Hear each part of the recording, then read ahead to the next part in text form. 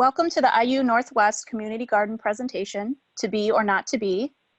My name is Leslie Kaiser, Cure's Garden Coordinator, and today's presenter is Victoria Jostes. In her capacity as a Master Gardener, she has revealed her passion for the natural world in self-authored presentations to civic groups, gardening clubs, and schools across Northwest Indiana. Being a master naturalist, an amateur photographer rounds out her abilities to bring nature indoors and to adults and children alike, stirring imaginations as well as awareness. And thank you for having me. And hello, everyone. It's good to be here with you today. I do have just a few comments to add to the introduction. When I was a little bitty kid and my big sisters needed to call me in for dinner, they always knew where to find us. We were either in the Forest Preserve meadow, that was our backyard, or in the woodlands behind that were, of course, a dune and swale woodland being the ancient shore of Lake Michigan. We didn't understand dune or swale, but we surely knew how much fun it was to run down those hills. In spring, summer, and fall, we were gifted with rainbows of wildflowers.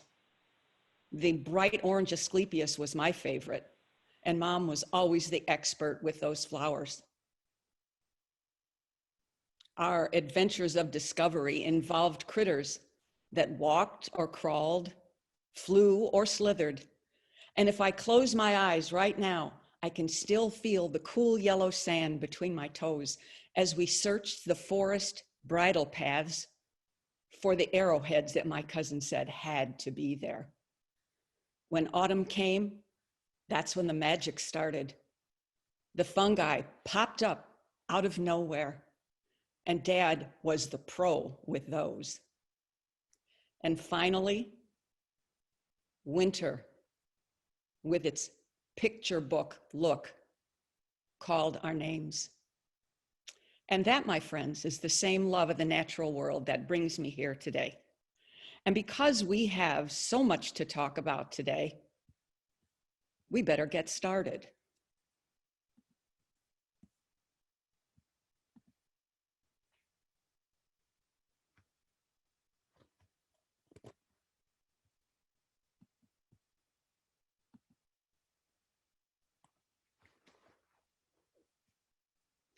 What we're seeing here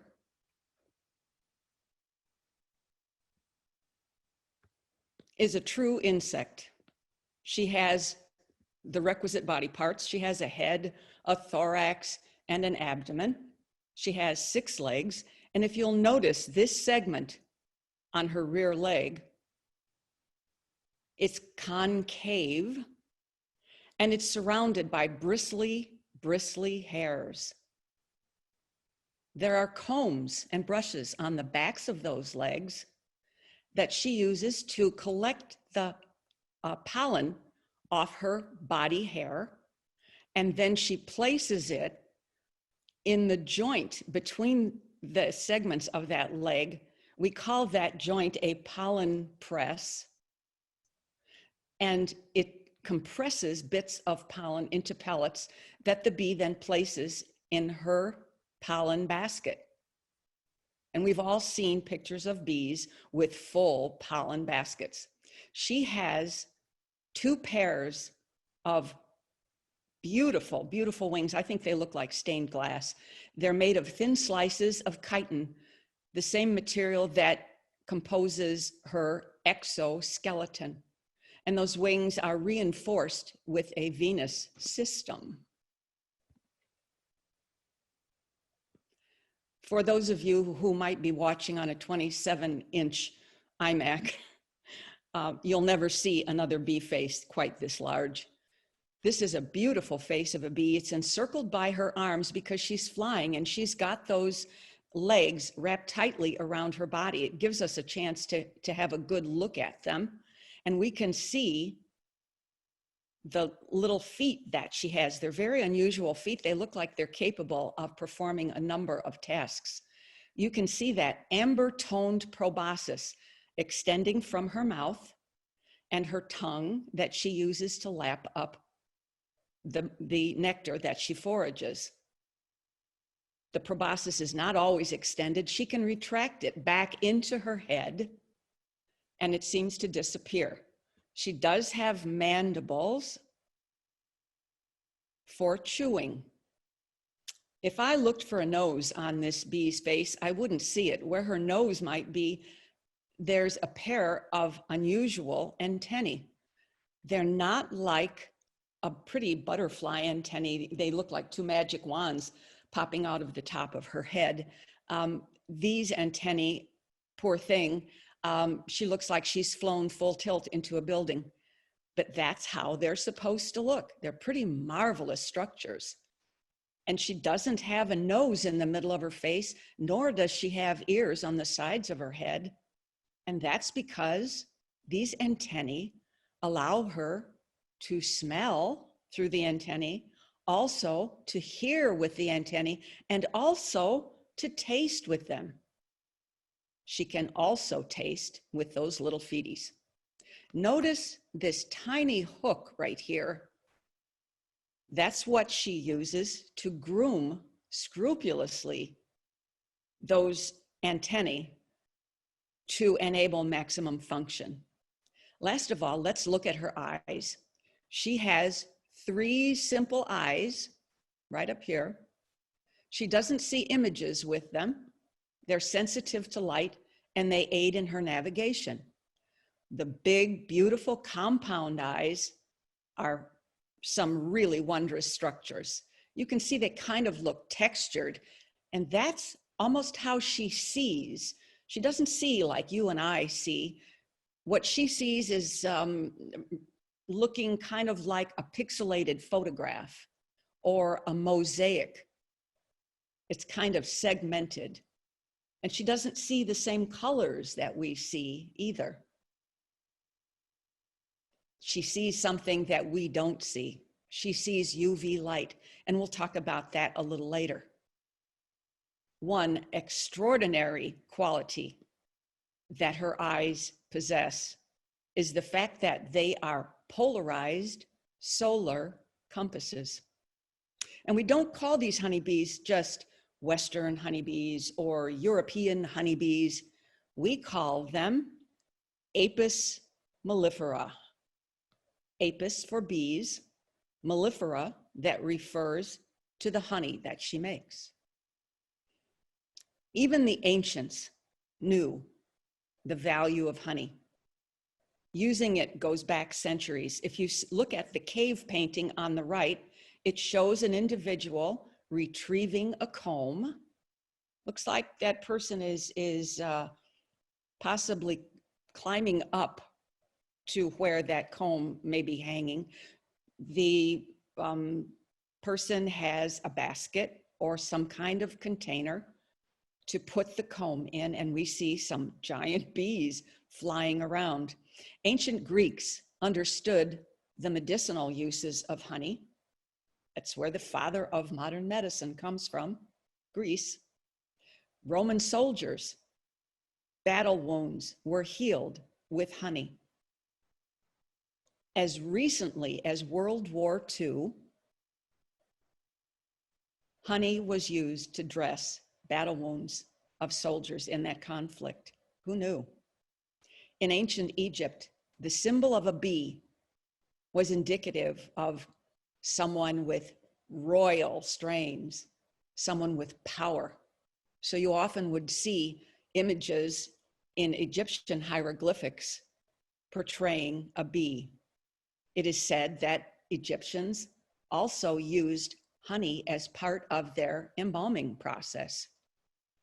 They included things of value in the tombs of their pharaohs. Jars of sealed honey have been found in those tombs. When we think about our currency, the money that we use, we depict people that we revere, that we respect, buildings that we honor, government buildings. That's what we put on our currency. in Ephesus, an ancient city, Ephesians placed a honeybee on their currency. So we can see one of the things that they valued. And more currently, we see a €5 commemorative coin that is honoring Apis mellifera. That was issued in 2013. More recently in 2018, the Serbians issued a euro commemorating the bee as well. And the face of that coin shows honeycomb from end to end. We hear about raw honey a lot, and it seems that we're encouraged to use raw honey rather than the crystal clear liquid that is for sale on grocers' shelves. Why would that be? Raw honey contains nutrients. The stuff that's on the store shelf is strained meticulously so that it's crystal clear, and it's heated to over 118 degrees. Most of the goodies in the honey no longer exist after all this is done to it. Raw honey, it is strained for the big lumps. Say, for instance, there's a bee wing in the honey and that kind of thing is strained out. But the natural nutrients that are in place in honey remain in raw honey. It contains the pollen that the bees have foraged. We're aware that honey has a lot of attributes. Are we especially aware that honey contains the facility to be antimicrobial, antibacterial, antifungal? Ancients knew that honey had healing properties. They just didn't know why. I'm going to ask you a question, and let's see if you can answer it. Down in the lower right-hand corner, we see some little flowers of the Manuka plant and the name Manuka honey. How many of you have heard of Manuka honey? Answer yes or no, please.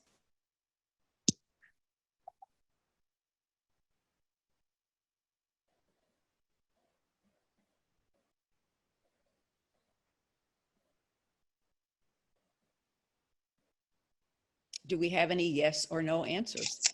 It looks like we have 3 yeses so far. Oh, that's great.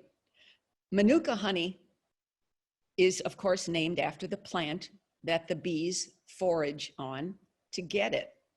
It comes from the land down under. Manuka honey is produced in Australia and New Zealand. And it seems that the devotees of Manuka honey seem to prefer the honey that comes from New Zealand. Why would that be? Manuka honey is some very special stuff. It contains all the same attributes that our raw honey contains, but it contains them in spades. It is claimed that more than 250 separate types of bacteria are annihilated by Manuka honey. Among those different types are MRSA, methicillin-resistant Staph aureus. We know how troublesome that can be. And also H. pylori, Helicobacter pylori, has been connected to the formation of stomach ulcers in human people. That's a big deal, a huge deal.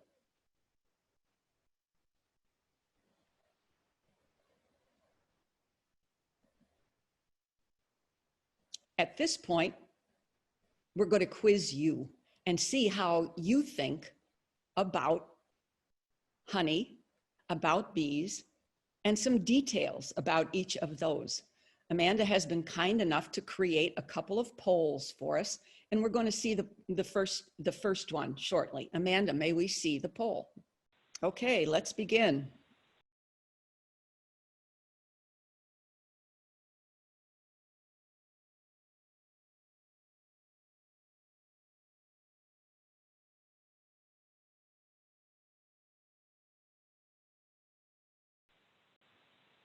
we're going to take a moment to go through these answers and see how we all did.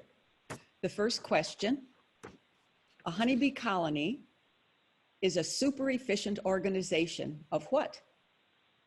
A, B, C, or D? 100% of the responders answered C, a queen, workers, and drones. Good work. I'm impressed. The second question, how many honeybees could you find in a healthy colony at its peak?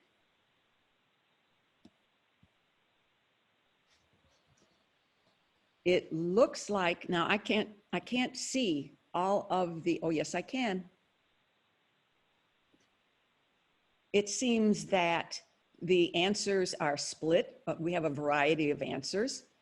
Most of you thought that 5,000 to 6,000 would be a good answer for this question, but the majority of the rest of you had a split result. 20% answered D, 1,000 bees, and 20% more answered 50 to 60,000 bees. The correct answer, my friends, is 50 to 60,000 bees. That's a revelation. A lot of bees in a healthy hive. The next question, for how long can a honeybee live? It looks like the majority chose the correct answer, and that would be letter A, possibly 3 to 4 years. Very good. And the last question, what do bees collect from flowers? 100% of you smart people chose letter C, nectar and pollen. Good work.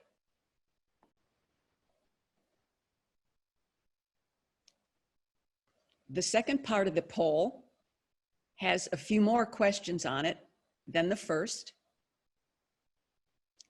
Two of the questions, the third and the last, require multiple answers. So don't just choose one on questions 3 and 5. Choose the correct answers, and you may choose more than one. You may begin now. Okay, let's read the first question. How much honey can a single bee make in its lifetime? If those of you who cook have measuring spoons that go as small as 1/8 of a teaspoon, you can judge how much that is. That's very small amount. Some of you answered 1/12 of a teaspoon, 11% of you. More of you, 33% of you answered a tablespoon. 56% of you answered about a jar. One little honeybee in her whole entire life only makes 1/12 of a teaspoon.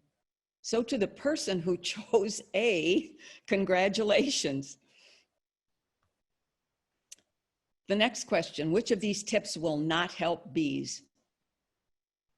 100% of the responders answered correctly with lots of insecticide use to kill as many bugs as possible. The next question, for what reason do bees make honey? Choose all that apply.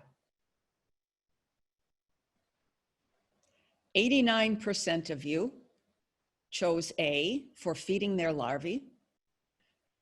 Same 89% chose C, for storing food to feed the colony over the winter when they can't forage.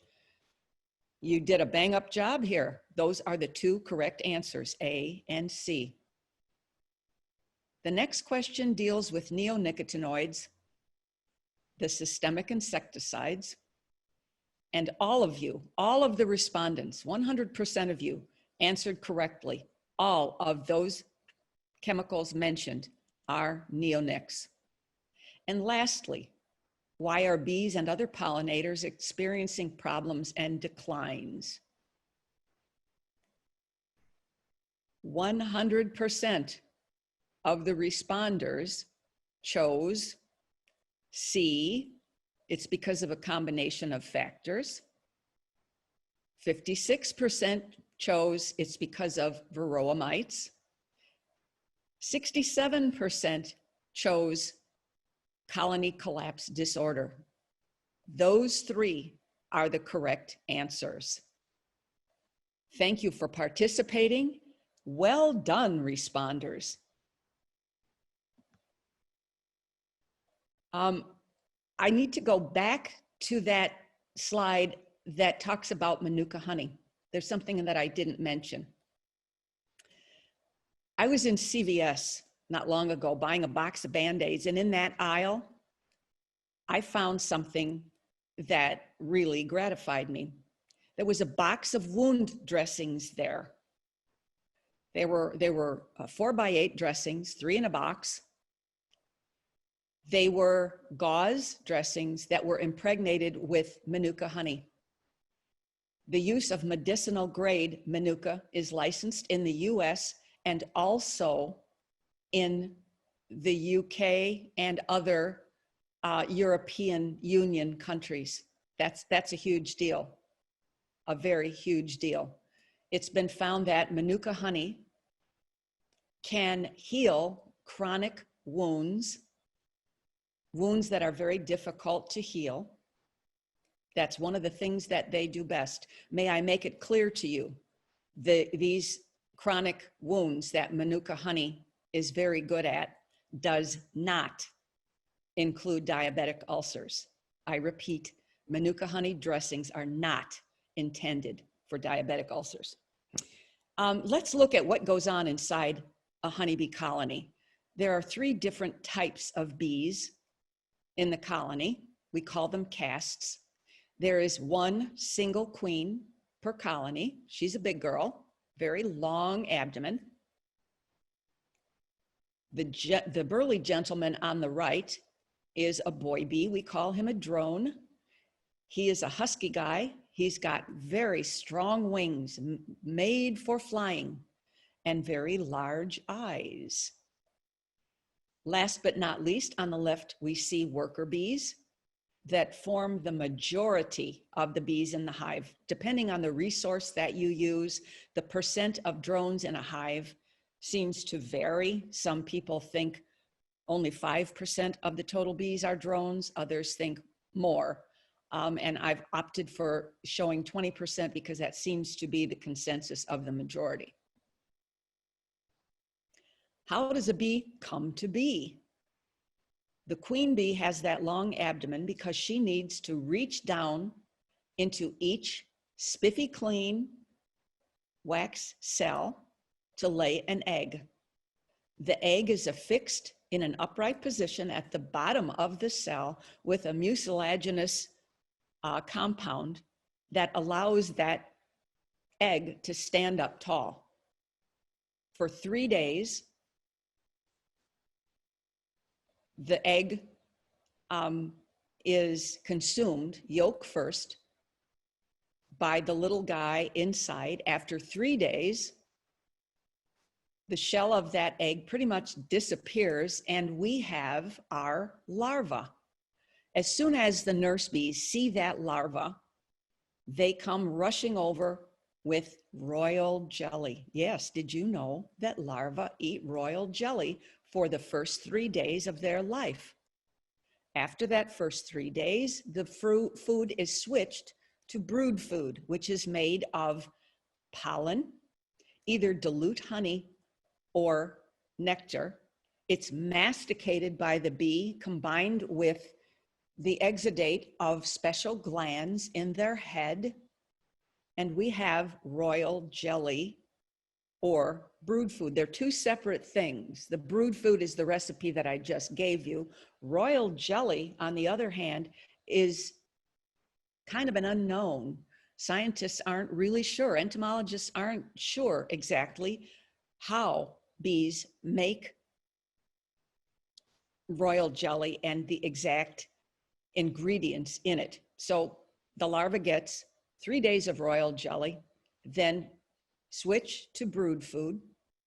And at that point, 5 days has passed and the larva then starts to spin a cocoon. A bee that can produce wax rushes over and caps that cell, we now have a pupa that molts 5 different times. At the end of those 5 different molts, we hear a bee chewing away at the cap, and out comes a worker bee. A total of 21 days from egg laying to emerging from the cell, and we have a working bee. The first thing that she does, she's not even out of her cell. The first thing that she does is clean the cell that she morphed in. When she leaves it, that cell is going to be cleaned and shined and ready to receive another egg. If it is not clean and spiffy enough for the queen, she will pass that cell by and not lay an egg in it, and the workers come rushing over to clean it again. If nothing happens in 21 days, all is not lost. It's just the fact that that cell is going to reveal a drone. You can see at the bottom left, worker cells and drone cells. The drone cells are found at the bottom edge of a frame. They're bigger because the drones are bigger, they're taller. The tops are more domed than the slightly concave tops of the worker cells. It takes 24 days to produce a drone bee. What about the queen? The queen doesn't get just 3 days of royal jelly and then 2 days of brood food. The brood food is eliminated to produce a queen. She gets 5 days of royal jelly, and then she pupates and emerges in 16 days. Only 16 days for that big, powerful bee who eats royal jelly for the rest of her life. That's pretty amazing. And why only 16 days? A colony cannot exist without their queen. If something happens to a queen, it's an emergency, and a queen must be produced in no short order. Hence, we have a 16-day gestation for a queen bee. Let's talk a little more about Her Majesty. She's unique in the colony. She's the only fertile bee in the colony. Her job for the rest of her life is going to be to lay eggs, from 1,500 to 2,000 eggs a day.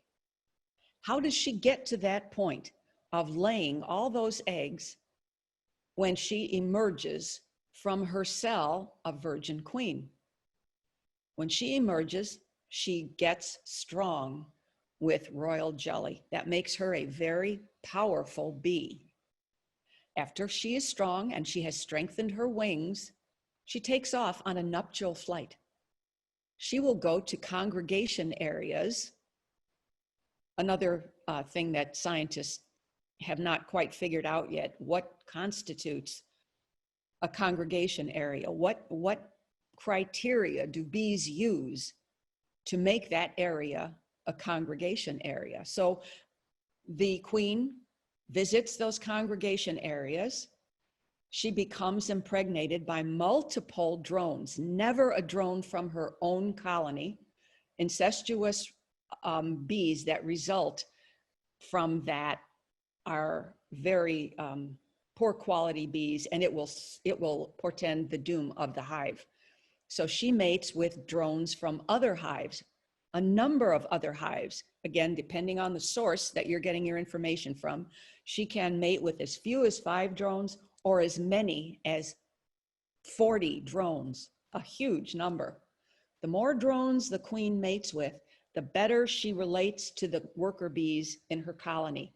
They can really find the pheromones that she releases that signal the worker bees. They love her and will dote on her, as the image shows here. We see a queen surrounded by her entourage that service the queen for any possible need that she has. They give her royal jelly whenever she's hungry. They do every possible thing for her. You always see the queen surrounded by her entourage. And how do you spot a queen in a hive when all that distinguishes her from the other bees is her longer abdomen? It's very difficult. Beekeepers can do it. And you see this queen has a dot on her back. To make her even easier to spot, she has that little dot on her back, but it serves another purpose. It also tells her age. It tells when she emerged from her cell.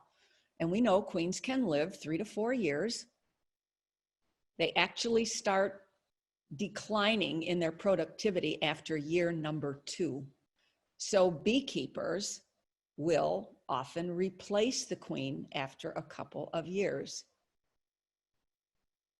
Some queens are replaced by commercial beekeepers 3 times in a single season. That queen, when she looks at the numbers in her hive, the hive is healthy, it's big, it has gotten really big. She lets her worker bees know that she's going to conduct a swarm. So the worker bees rush over and manufacture from worker cells, because they are also fertilized eggs. They manufacture several more queens. Why several more? When the queens from these cells emerge, they fight to the death, the strongest one remaining. And that strongest one will rule the hive. Now that the swarm has happened and the original queen is gone, the new queen, the surviving new queen, will run the hive. Where did the swarming bees go? This photo in the upper left-hand corner shows a swarm. Why are there so many bees clustered in that swarm? They are clustering onto the queen. They're protecting their queen, and they will hang perhaps in a tree. They will send out scout bees who will find a suitable place to make a new home. It might be the hollow of a tree. It is even possible for a beekeeper to rescue that hive and bring it home and put it in a hive box and have another colony of bees. So we know what a swarm is. What is a supersedure? Supersedure is when the worker bees detect that the queen is not really doing her job. Her abilities are waning. She's not laying enough eggs. And if worker bees only live for 4 or 6 weeks, eggs must be laid to replace all the bees that die off.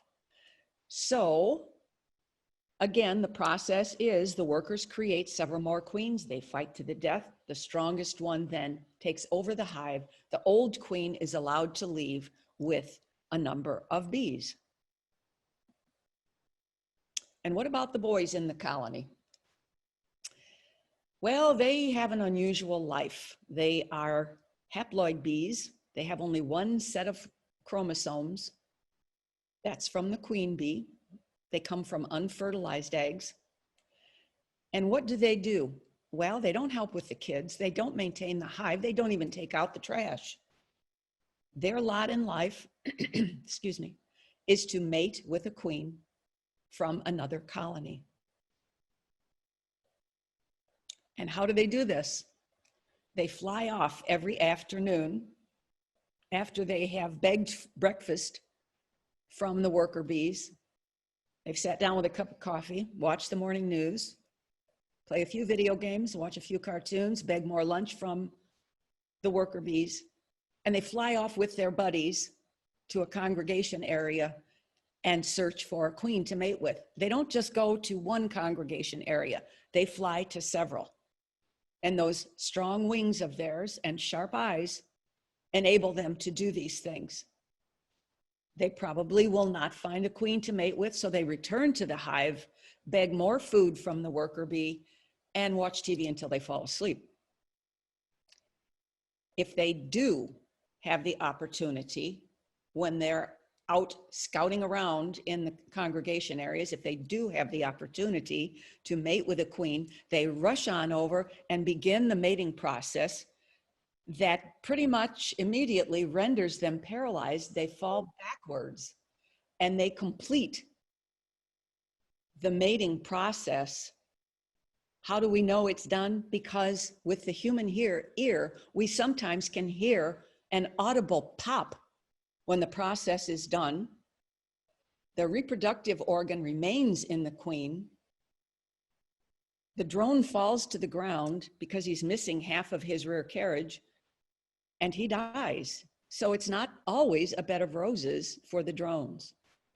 And if at the end of the summer, the remaining drones who have not mated are still coming back to the hive every day and begging food, the workers realize that they are a drain on the hive. Winter is coming.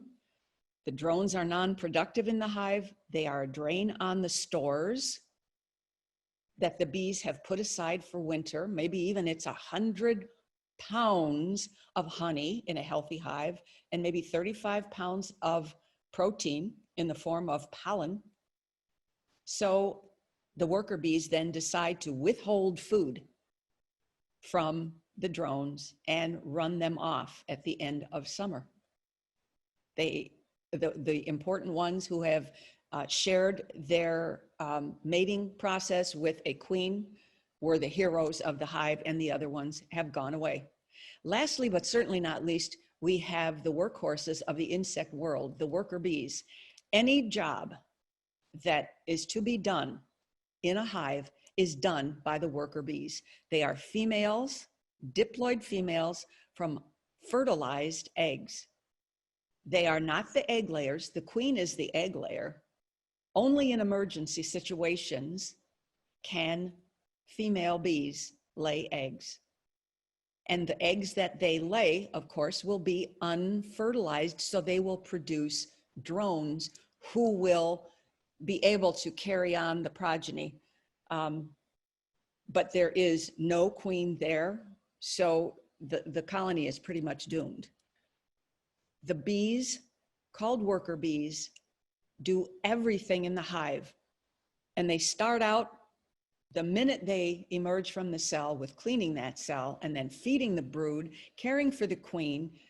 They do take out the trash. They process the nectar. They build combs. They guard the entrance to their hive. They ventilate the hive, and then they matriculate to become foragers, the most dangerous job of the colony. And how do they accomplish all these tasks with no one ever telling them when to do this or when to do that? It's kind of a mysterious process that is dictated by the glands within their bodies. Those glands almost have on and off switches, and they switch on and off in relation to the maturity of the bee.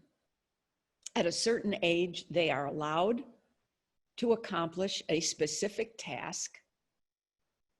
Then that ability is switched off. Another switch is flipped. They can perform another task. That one is switched off. And then they are assigned other jobs to do. And again, they just know. They realize what they are capable of, and they do whatever is needed in the hive. The last few jobs that they are assigned before they forage, they're assigned multitasks. So they can produce wax, make comb, and then also ripen the honey. Ripening honey involves the fanning of the cells to evaporate water down to 17%. How do they know when it reaches 17%? The bees just know these things. So to ripen the honey, they're using their wings.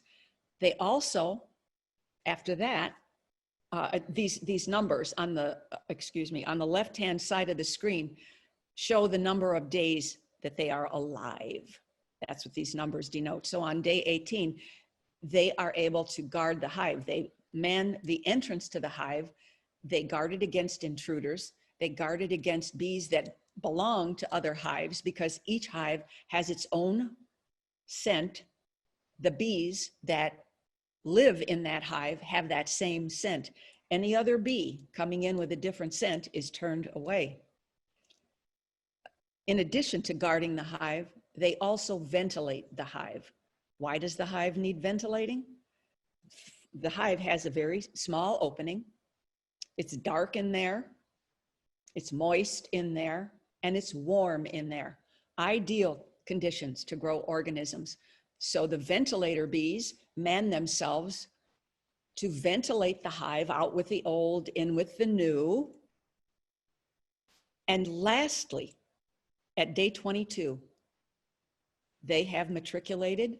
They are able to go out and forage for nectar, for pollen, for water, and for resin with which they make propolis. Do all honeybees, all castes of honeybees, have stingers? They do not. Queens have a stinger. No barbs on that stinger. The only thing that they use that for is to battle with other bees, the other queen bees. They fight to the death and they use their stingers. They don't sting people. On the other hand, worker bees do have stingers. Drones do not. The stingers that worker bees have are in reality modified ovipositors with a venom sac attached that pumps venom into the skin of whatever that bee is stinging. They are barbed stingers on a worker bee. So it's no wonder that they don't want to sting you. And why do I say that? They only will sting you if you strongly provoke them, if you try to hurt them. They're very sweet, docile bees. If you are a threat to that bee, it will sting you. Because of the barbs, the stinger does not come out easily. And when the bee flies off, she also loses her rear carriage because the stinger remains in the skin of the victim. She falls to the ground and dies. No, she does not want to sting you. And you can see from this drawing why we're told never to try to pluck a stinger out with our fingers. We're to use our nail, our fingernail, and scratch it out, or a credit card to scrape it out. We don't want more venom to enter into our skin. The day I took this photo, I was sitting on the ground in my garden with my camera up to my eye, waiting for a bee. And sure enough, I was rewarded with this shot. I was so excited. I went in the house and inserted my card into the computer, and imagine my disappointment. It's not a bee. It's not a honeybee. Look at her antennae, they're straight. Look at her abdomen, there's a black stripe down the middle as compared with the bee in the insert, no black stripe there. And I was really amused by the fact that I thought, oh gosh, here comes a honeybee. She's gonna nectar on this flower and gather the pollen from it. It's a dill flower. And I chuckled over the prospect of dill pickle honey until I realized, of course, that it wasn't a honeybee. So when you search the internet, when you are on your appointed rounds, asking Google questions about honeybees, you might Google insects that look like honeybees, and you'll see some really cool pictures. Other small bees can look like honeybees, and other insects like hoverflies can look like honeybees. Can bees communicate?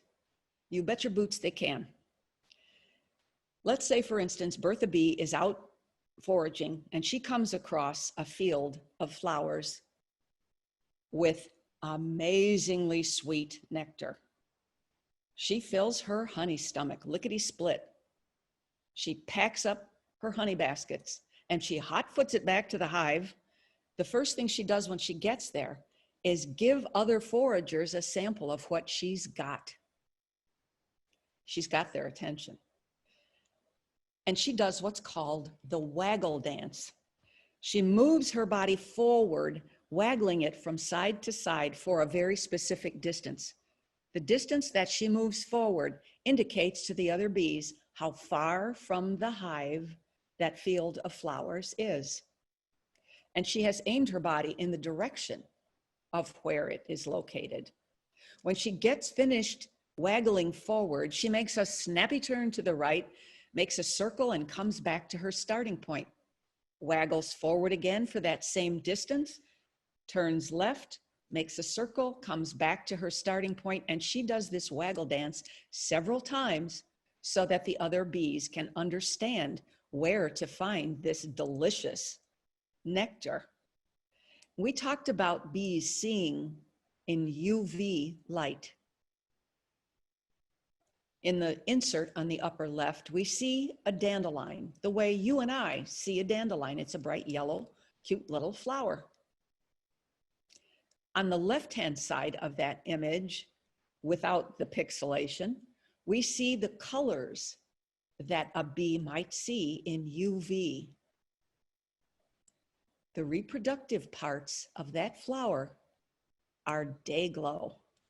They really stand out.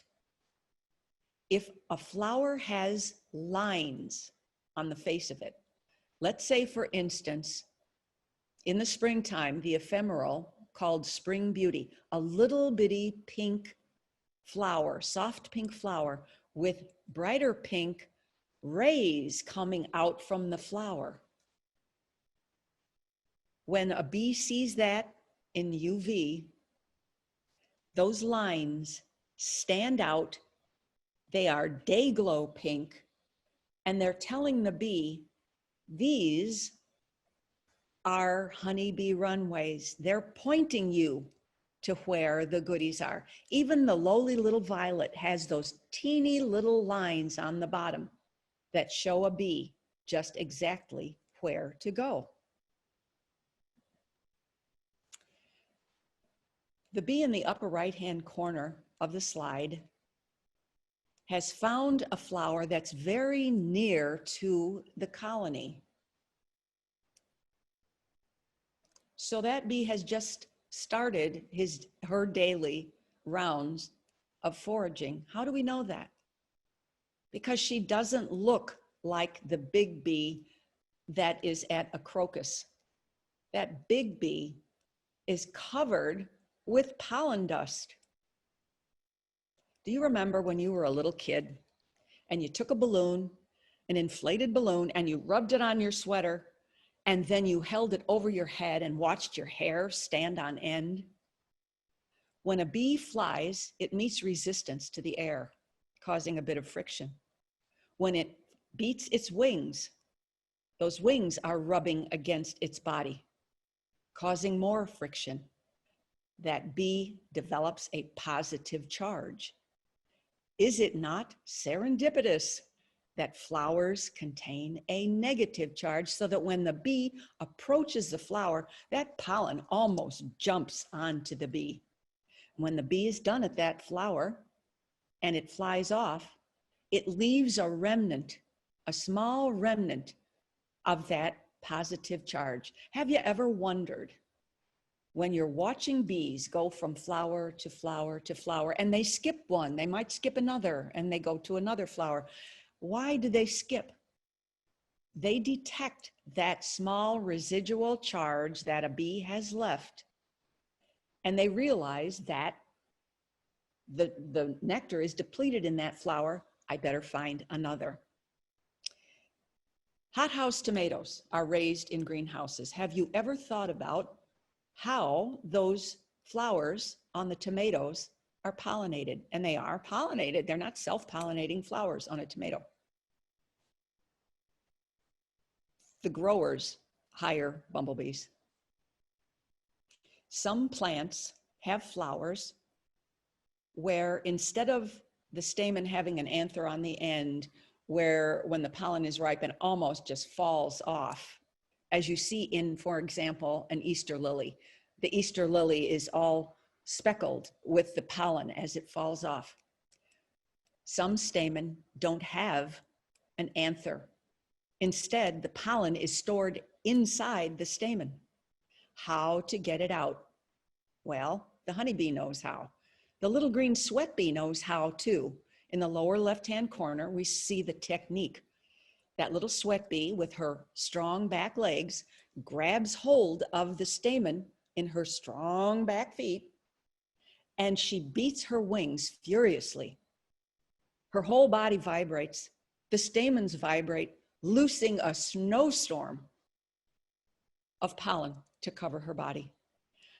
So this is what the bees, the bumblebees, accomplish in the greenhouse where the tomatoes are grown.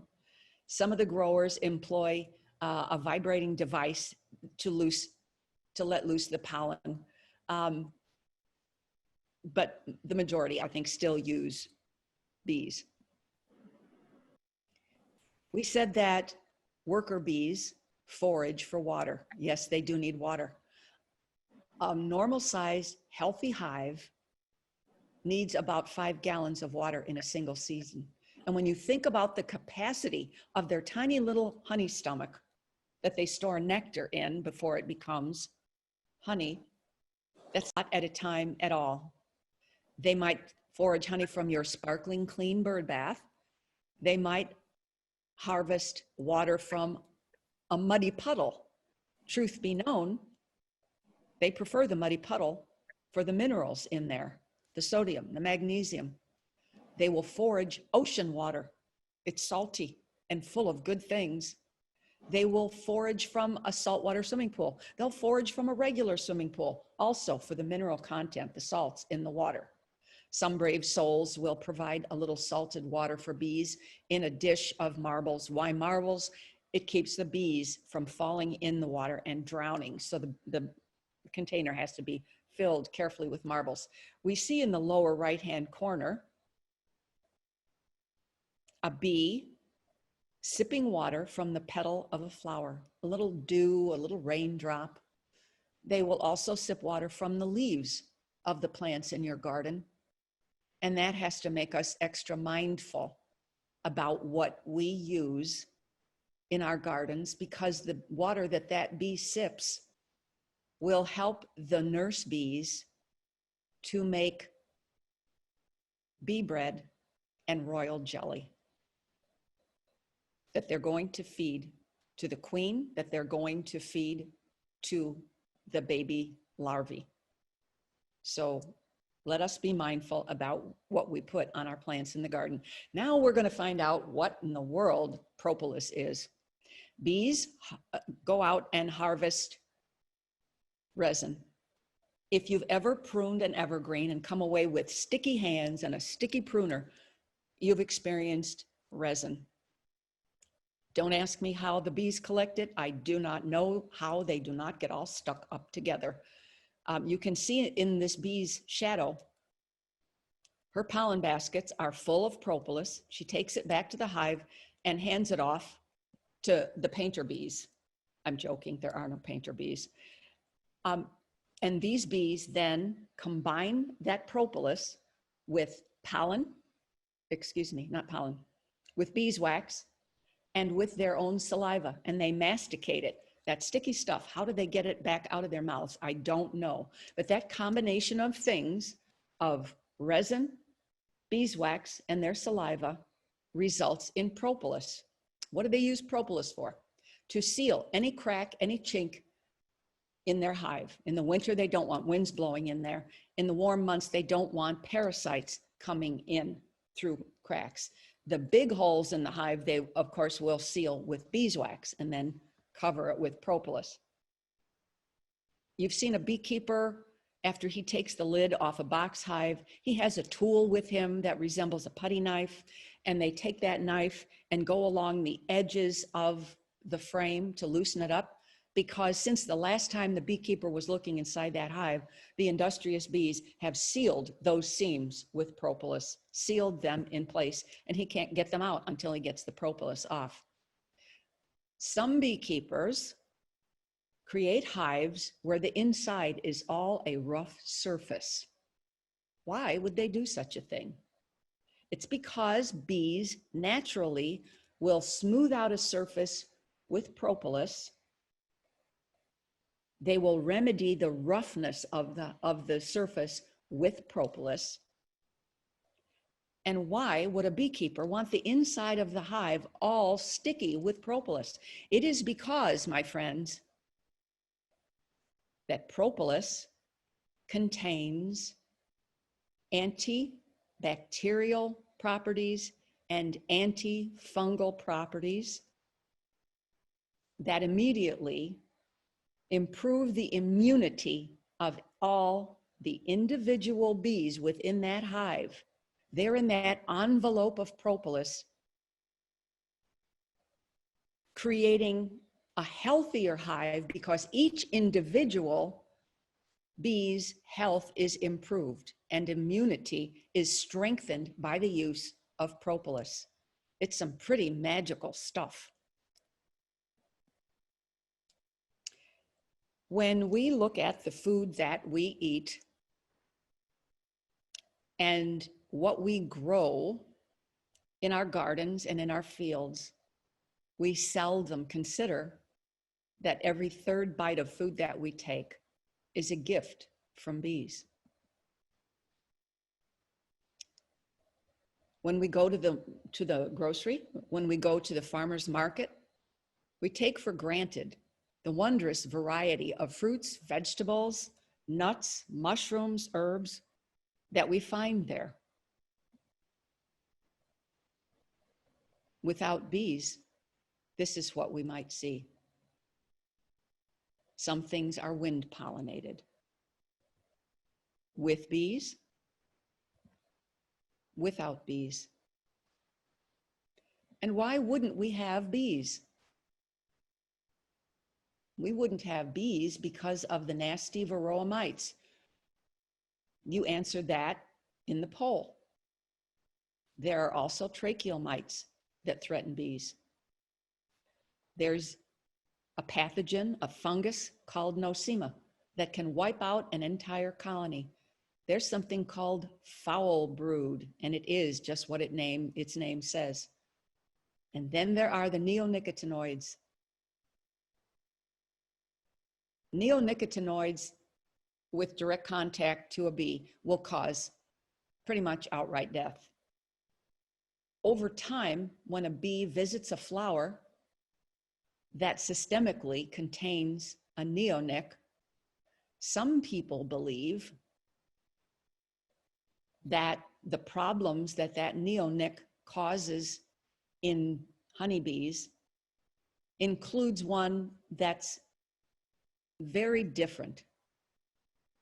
In the same way that humans become addicted to nicotine, some folks believe that honeybees become addicted to neonicotinoids, which are a synthetic nicotine.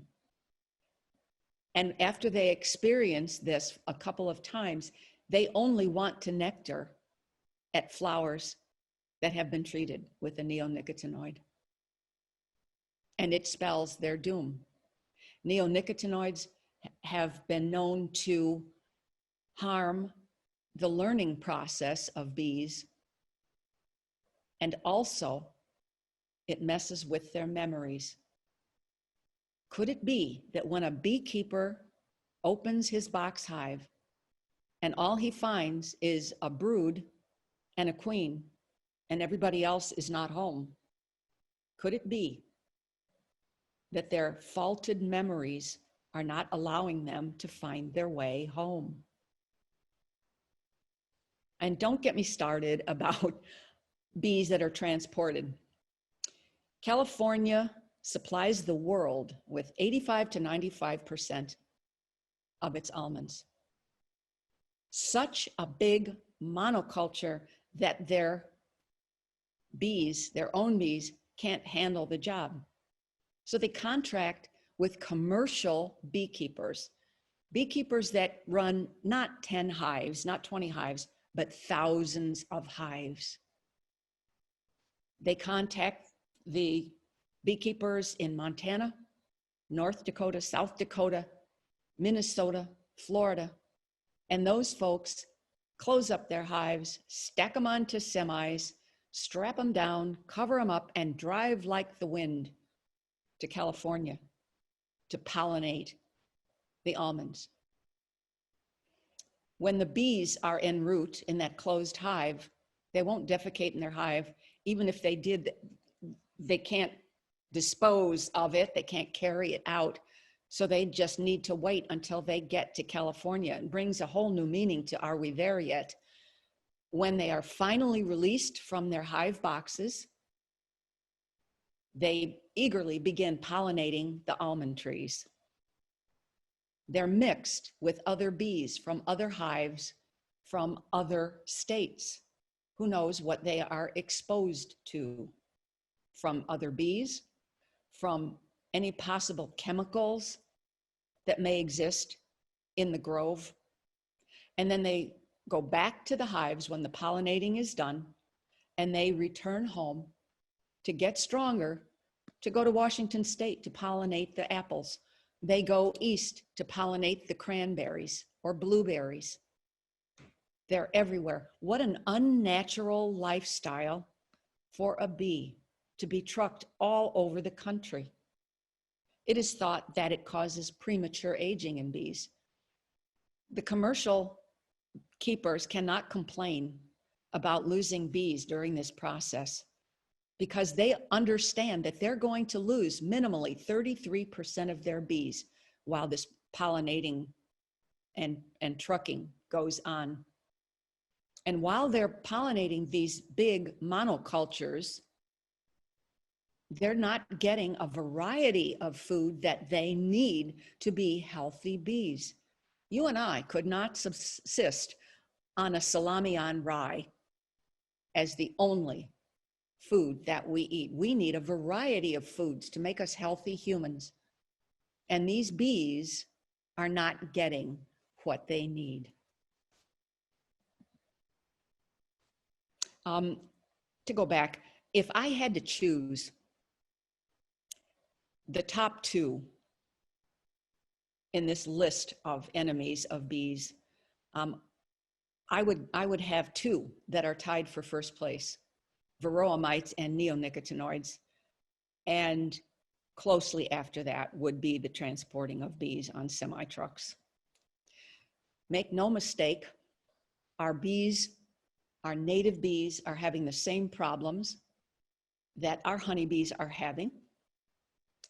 The only social bees are actually honeybees and bumblebees. Bumblebees have much smaller, they have tiny colonies compared to honeybees.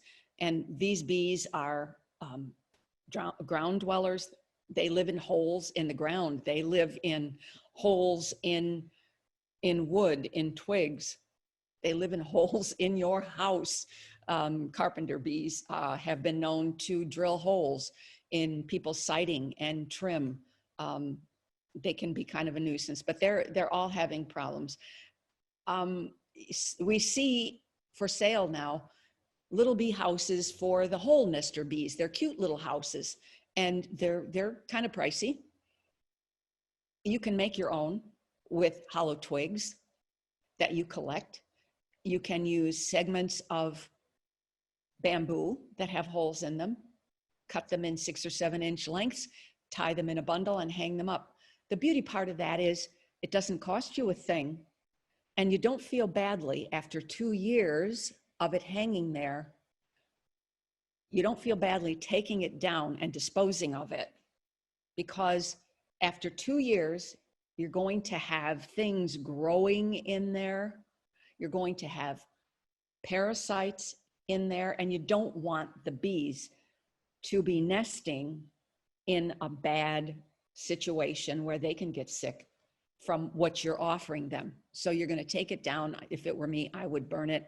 I would not buy the $35 cute little hive from Costco or wherever it's being sold. What other way can we help our honeybees? Think about the last 2 springs that we've had. They were long, they were cold, they were rainy. Bees can't fly in that weather. They can forage on a warm day. They can come out on a warm day and forage if there's something for them to forage from. So our task is to provide something for the bees to forage on, not just in the summer, but in the spring and in the fall as well. And don't think just of flowers that you can go and buy at the store and plant them and they come back every year, the perennial things. Think of trees. Don't rule trees out. Don't rule shrubs and bushes out. They are very, very viable for bees foraging. Some of us have known the value of natives. They require much less care, much less upkeep. We don't have to feed them. We don't have to hover over them with a hose in dry weather. They're able to subsist, and they pretty much take care of themselves. And the leaves are going to have holes in them. We understand that. Circle of life, feeding on the larva, feeding on the plants. And the larva only lasts for a short time, each species. So we enjoy the benefits of natives, and so do the honeybees. So think out of the box when you're planting for the bees' seasons. Tons of research is being done, not only on Manuka honey to figure out what the UMF is, the unique Manuka factor, and why it is so good. Scientists, entomologists are trying to figure out the best ways that we can help bees. What things can we do to help bees? And when you look online, when you do your Google searches, you'll find a lot of research that's going on with bees. When you choose a site to read, choose carefully. Choose a reliable site. Any single human being can have any opinion that they care to share. There may be misinformation in sites, and you don't want to take that to the bank. Again, I say, search for a reliable site. I have been watching, in my research over years, I've watched some sites do a 180. And again, I only choose reliable sites. But some of the sites have changed their opinion of certain things. I've seen graphs that show, rather than a decline in bees, a steady, maybe up, maybe down, a little fluctuation, but all in all, the numbers really stay pretty much the same. So therefore, neonics must not be that bad if we're seeing a steady number, even with the declines and recoveries. I personally don't know that I'm buying that, only by what I see out and about and in my own garden. So it's up to you when you search the internet and look at the sites that you see and you digest what they have to tell you. It's up to you to decide, my friends. In the long run, it's up to you whether to be or not to be. I'm going to show you some sites that I have used, and I'll leave them up for the remainder of our time together so that if you choose to, you can copy down a couple of the sites and use them for your own purposes. And now we're going to look at the chat and see if we have some questions, and then see if I have some answers. There's a question from John. How many types of bees are there? Oh, there are many types. There are many types. Too many for me to list here. I couldn't remember them all. Your task is to Google some reliable sites. A good one is the third one on this list. It's from UMD, the University of Maryland, Delaware, and it's a section of their really comprehensive honeybee program. This is a section called Bee Informed Partnership, and they have solicited data from beekeepers across the country and maybe even through the world for information with which they formulate statistics. That site, that particular site, beinformed.org, has a number of educational sections, and I think you'll find that very interesting, and you'll be able to know just how many types of bees there are, both bees that produce honey, bees that do not produce honey, whether they're native bees, whether they're solitary bees. You'll be able to learn all that from that site. Okay, Latrice has a question. She'd like to know what your thoughts are on alternative lawns instead of grass, planting wildflowers, clover, and other plants that will attract bees. Well, I have to confess that when I first bought the home that I'm in, my goal was to have no lawn at all. And now that I am old and gray, I wonder what I was thinking making all these flower beds. I did as much as I can do.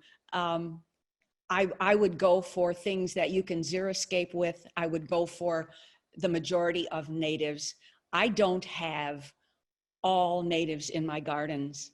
There's too many beautiful things out there for me to sample. So I do sample hybrids. I sample things that are not full-fledged hybrids. I have a lot of different things, and it enables me to learn from all of them. And at this stage of the game, I do not intend to go all native, but we have a lot of natives here in the garden to look at and that draw all kinds of critters. So as far as a single thing, no, I would recommend a variety, a variety. And when you look up on these websites, the plants that are super bee friendly, it will help you to decide what to plant in your garden. Victoria, do you have any closing remarks you'd like to make? I think I've pretty much covered it all. Be diligent, be bee friendly, be careful what you use in your gardens, plant things that they are going to absolutely love, especially for springtime. I feel sorry for the bees if our springs are always going to be the way they have been in these past 2 years. And in the fall, don't forget about the fall. Plant asters. See if you can get multiple blooms out of your Veronica. Don't forget the asters, all kinds of asters that last into the fall. And then there are even toad lilies that are among the last things to bloom. On that note, I thank you for having me, Leslie and Amanda. I've enjoyed doing this immensely. And thank you to those folks who have attended. Thank you so much.